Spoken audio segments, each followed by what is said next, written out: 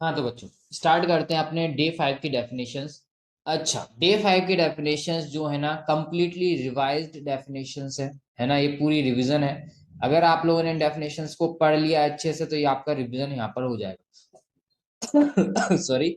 और अगर आपने नहीं पढ़ा है तो आप यहाँ पर उनको अच्छे से समझ लोगे, ठीक है। क्योंकि देखो डेफिनेशंस ज्यादा होती नहीं है चैप्टर्स में।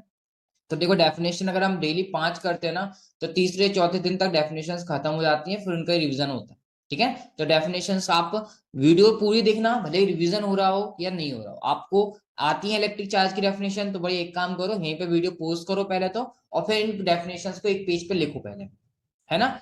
देखो वीडियो में आपको मैं वीडियो पढ़ा रहा हूँ तो इसका मेरा मोटिव ये नहीं है कि मेरे व्यूअर्स बढ़ रहे हैं या मेरा वॉच टाइम बढ़ रहा है, ये मेरा मेन टारगेट नहीं है। मेरा मेन टारगेट कि आप 5 डेफिनेशन, सिर्फ 5 डेफिनेशन याद करना है तो उसके नाम पे आप याद कर लोगे।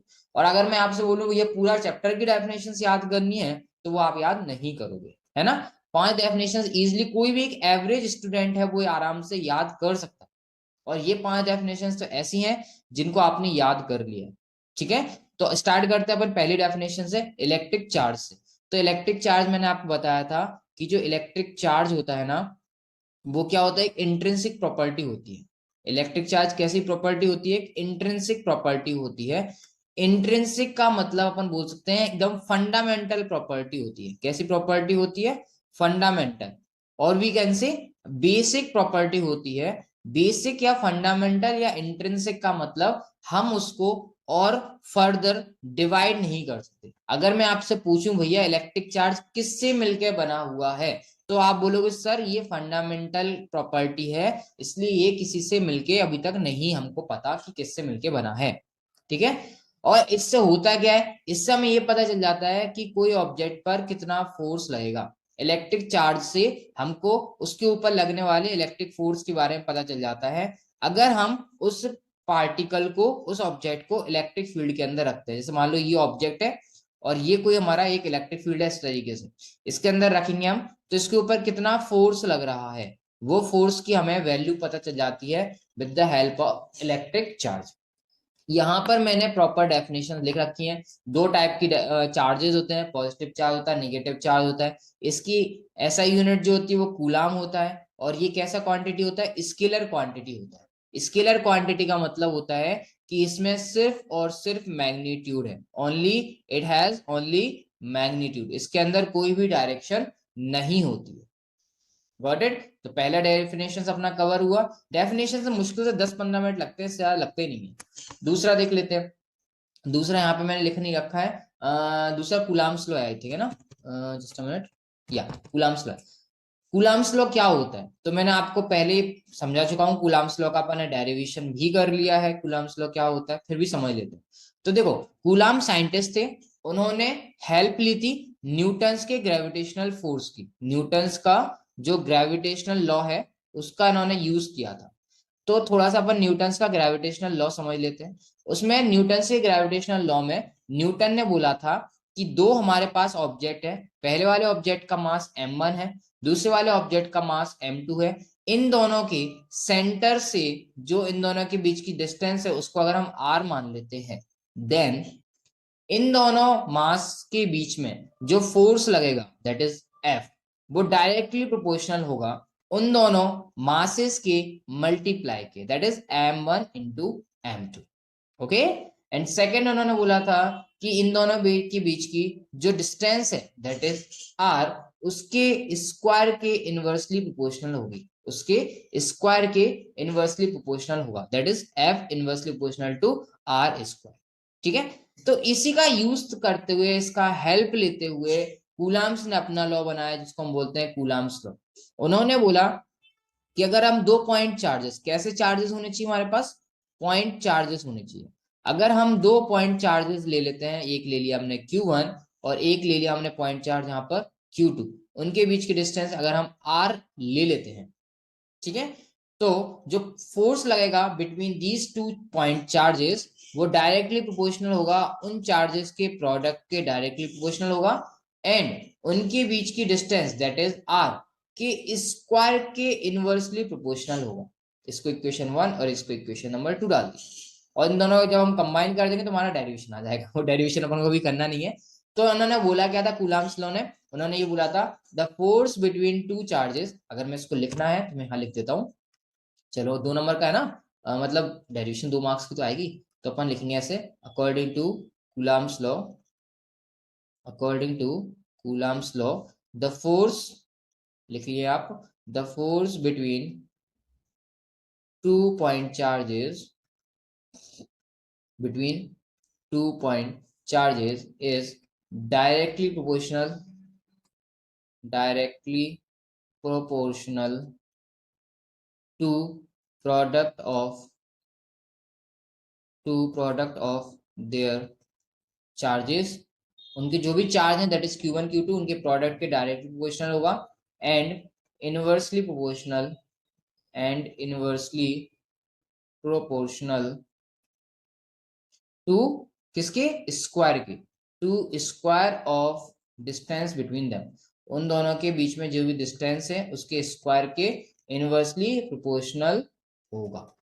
अगर हम देखो 2 नंबर का जब भी क्वेश्चन आए डेफिनेशन पूछा था, तो आप अगर डायग्राम है आपके पास अवेलेबल तो बढ़िया चेप दिया करो डायग्राम को, चेपने से क्या होता है, अच्छा लगता है, टीचर खुश हो जाता है, मजा आता है। तो ये बोला था उन्होंने F is proportional to Q1 Q2, एक तो ये बोल दिया था उन्होंने, और एक बोला था कि जो फोर्स होगा वो इनके बीच की डिस्टेंस दैट इज आर के स्क्वायर के इनवर्सली का मतलब होता है 1 अपॉन में लिख देते हैं, उसके प्रोपोर्शनल होता है, बस हो गया हमारा खत्म, यही हमारा कूलम्ब्स का। ठीक है, चलिए तो इसको नोट कर लीजिएगा आप। चलिए अपने नेक्स्ट स्लाइड पे। ओके, तीसरा देखते हैं charging by induction. Charging by induction, इसके लिए मैंने जगह नहीं छोड़ी आपको, चलो यही समझाता हूँ। चार्जिंग बाय इंडक्शन क्या होता है, तो देखो यहां पर हम सबसे पहले एक अनचार्ज बॉडी लेते हैं। चार्जिंग बाय इंडक्शन एक प्रोसेस होती है जिसमें हम एक अनचार्ज बॉडी को चार्ज कर दिया हमने, ये चार्ज हो गया, प्लस प्लस चार्ज आ गया, ये अनचार्ज थी।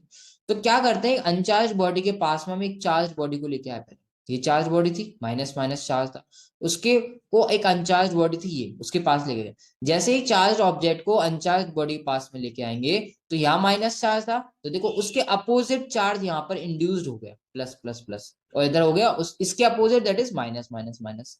अगर इसको हम ग्राउंड से कनेक्ट कर देते, किससे कनेक्ट कर देते, ग्राउंड से, तो ये पूरा जो माइनस का चार्ज है वो ग्राउंड में चला गया, चला गया। अब हम क्या करेंगे, फाइनली इसको भी हटा देंगे और ग्राउंड को भी हटा देंगे, तो ये जो माई प्लस का चार्ज था वो पूरी बॉडी पर डिस्ट्रीब्यूट हो जाएगा। तो ये जो मेथड होती है चार्ज करने की किसी अनचार्ज बॉडी को, इसमें देखो एक दूसरे को टच नहीं कर रहे हैं, इस मेथड को हम बोलते हैं charging by induction. Got it.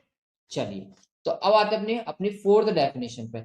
Fourth definition I think quantization थी, क्या होती है, क्वांटाइजेशन ऑफ चार्जेस। तो मैं आपको बता देता हूँ क्वांटाइजेशन ऑफ चार्जेस क्या होता है।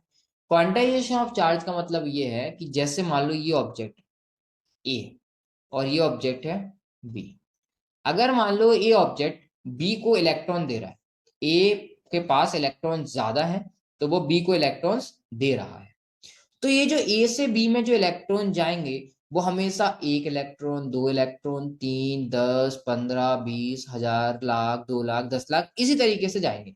कभी ऐसा नहीं होगा कि सर 1/2 इलेक्ट्रॉन, मतलब आधा इलेक्ट्रॉन तो इसके पास रह गया और आधा इलेक्ट्रॉन इसके पास चला गया, तो ऐसा कभी नहीं होगा भैया, इलेक्ट्रॉन पूरा पूरा जाता है ना, मतलब इलेक्ट्रॉन जो ट्रांसफर होता है वो इंटीजर मल्टीपल में ट्रांसफर होता है, लाइक 1 2 3, है ना, इस टाइप से।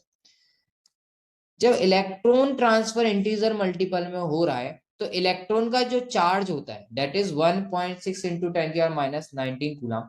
जब ये इलेक्ट्रॉन पूरा पूरा 1 2 3 ऐसे ट्रांसफर हो रहा है तो उसका चार्ज भी तो ऐसे ही ट्रांसफर होगा। तो क्वांटाइजेशन ऑफ चार्ज ये बोलता है कि किसी ऑब्जेक्ट पर जो टोटल चार्ज होता है दैट इज क्यू, वो हमेशा इंटीजर मल्टीपल होगा, इंटीजर मल्टीपल होगा फंडामेंटल चार्ज। फंडामेंटल चार्ज मतलब 1.6 इंटू 10⁻19 कूलाम के इंटीजर मल्टीपल, यहाँ जो n लिखा है वो है इंटीजर मल्टीपल। अब चार्जेस दो टाइप के होते हैं इसलिए प्लस और माइनस। Got it. ये होता है क्वांटाइजेशन ऑफ चार्ज। अगर आपसे पूछा जाए कि भैया क्वांटाइजेशन का बेसिक कॉज क्या है, तो यही बेसिक कॉज है कि इलेक्ट्रॉन जो है वो इंटीजर मल्टीपल में ट्रांसफर होते हैं, इसलिए चार्ज भी इंटीजर मल्टीपल में ट्रांसफर होगा। Got it. ये लिख रखा है मैंने क्वांटाइजेशन ऑफ चार्ज को। और लास्ट एंड फाइनल डेफिनेशन जो रिवीजन वाली है आज अपनी आती है, वो है कंडक्टर्स एंड इंसुलेटर्स। तो कंडक्टर्स आप छोटे से पढ़ते आ रहे हो, कंडक्टर्स ऐसे मटेरियल या सब्सटेंस होते हैं जो इलेक्ट्रिसिटी को फ्लो कराते हैं, इलेक्ट्रिसिटी को अलाउ करते हैं कि भैया मेरे में से पास हो जाओ। ऐसा क्यों होता है? ऐसा इसलिए होता है बिकॉज कंडक्टर्स के पास फ्री इलेक्ट्रॉन्स पर्याप्त मात्रा में होते हैं। Got it. बट इसके अपोजिट अगर हम देखते हैं इंसुलेटर्स को, तो इंसुलेटर्स जो होते हैं इलेक्ट्रिसिटी से बोल देते हैं ना बाबा ना, तौबा तौबा, तुम हमारे अंदर नहीं आ पाओगे, इलेक्ट्रिसिटी को फ्लो नहीं करने देते हैं। क्यों नहीं करने देते हैं? क्योंकि इंडक्टर्स या डाइलेक्ट्रिक्स में फ्री इलेक्ट्रॉन्स नहीं होते हैं। Got it. सो ये बेसिक डिफरेंस है कंडक्टर्स एंड इंसुलेटर के बीच का। और अगर आपको लिखना है तो भैया ये रही स्लाइड, इसको आप आराम से पोज करो और छाप लो। ठीक है। और जैसे आप छाप लो तो सिर्फ छापने वाला काम तो देखो प्रिंटिंग मशीन भी करती है, आप लोगों को अपने दिमाग में बिठाना है ना, दिमाग में बिठा लो अच्छे से, ताकि एग्जाम में जब आए तो वहां पे आप छाप सको। ओके, तो ये डेफिनेशंस का डे 5 का हमारा हो गया, इसमें हमने रिविजन्स ही किया है। अब मिलते हैं अपन अपने डेरिवेशन की क्लास में, और फिर मिलेंगे अपने अपने कंसेप्चुअल क्वेश्चंस को लेकर। और एमसीक्यूज और न्यूमेरिकल अपन लेंगे लाइव क्लास में, लाइव क्लास में लगी मजा आएगा एमसीक्यूज लेने, है ना। चलिए तो अपन वो लेंगे लाइव क्लास में। आज के लिए इतना ही करते हैं, डेरिवेशन वाली क्लास और देख लेना।